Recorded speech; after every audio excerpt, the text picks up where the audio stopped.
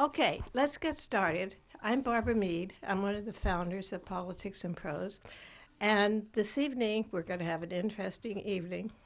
We've got here Dr. Justin Frank, who's a widely known expert on psychoanalysis. He practices psychoanalysis. And he previously had a book called Bush on the Couch, which he came here for. And so now he's to make things balanced. He's got Obama on the couch this time. I want to emphasize, first of all, that Dr. Frank is a psychoanalyst. He's not a political analyst. And second of all, that he has had neither President Bush nor President Obama lying on his couch. So this does not come out of any direct experience. Dr. Frank is a clinical professor in the Department of Psychiatry and Behavioral Medicine, Behavioral Science at George Washington University. After studying Obama very closely, the public face of Obama, Dr. Frank has reached the conclusion that President Obama has obsessive bipartisan disorder. And it's a neurosis of his to a certain extent, his dream of bipartisan unity. But I just want to be contentious this evening a little bit and bring one other perspective into the discussion. I just happened to be reading last night a new biography of Eisenhower. I was reading it because the author is coming here. And all of a sudden, I run across that the author, Jim Newton, is saying about Eisenhower that the quest for balance was the defining feature of the Eisenhower administration. And he says, when I refer to the middle way, the balance, I merely mean the middle, he's quoting Eisenhower here. When I refer to the middle way, I merely mean the middle way as it represents a practical working basis between extremists, both of whose doctrines I flatly reject.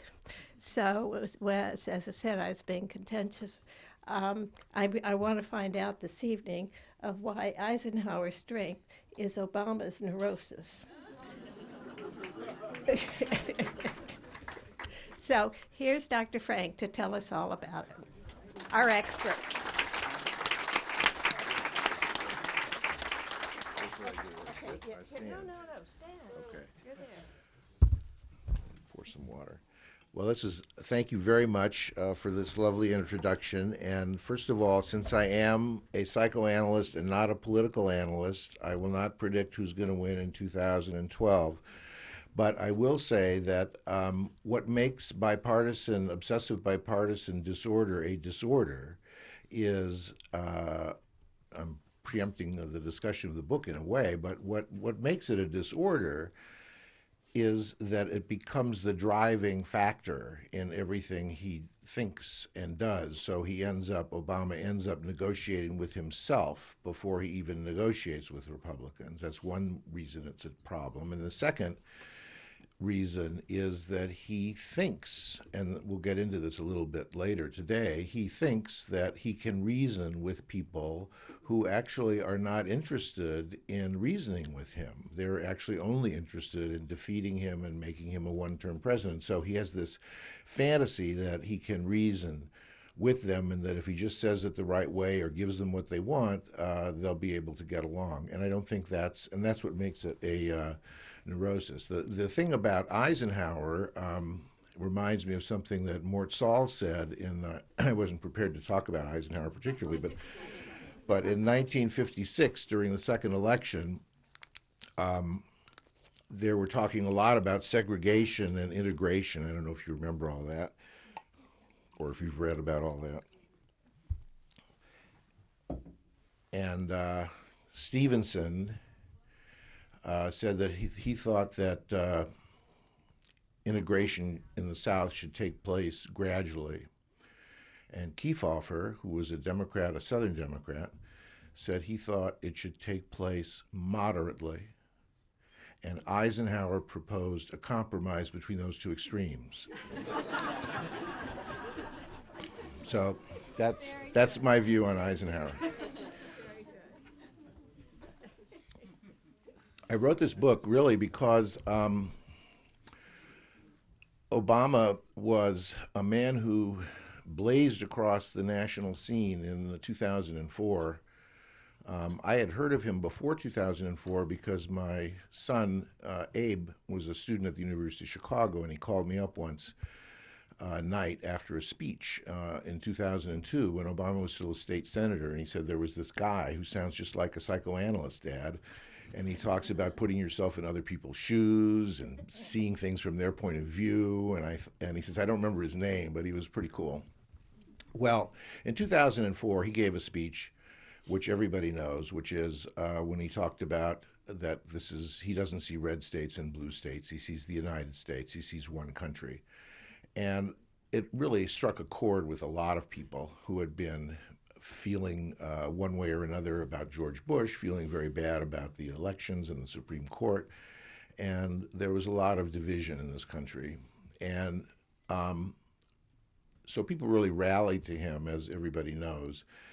But it turned out, in retrospect, that there were two Obamas, not two Americas, and that after he became president, he was very different from candidate Obama. Now, everybody who's elected is going to be different from how they are when they run for office, but and you can't keep all your promises.